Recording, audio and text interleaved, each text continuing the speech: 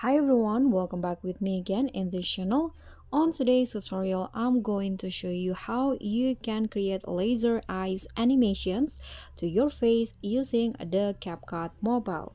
So just add a video of you with a clear vision or visible face like this.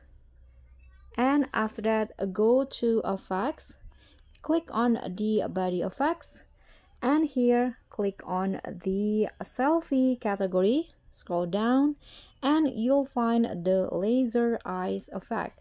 So just select this effect.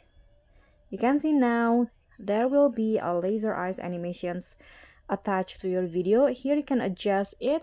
If you want to change the color, you can just swipe it to the right or left like this and find the color that you want. So I'm going to go with the red color, light razor color. Here you can also adjust the speed, the filter for the video, and the intensity of the laser eyes.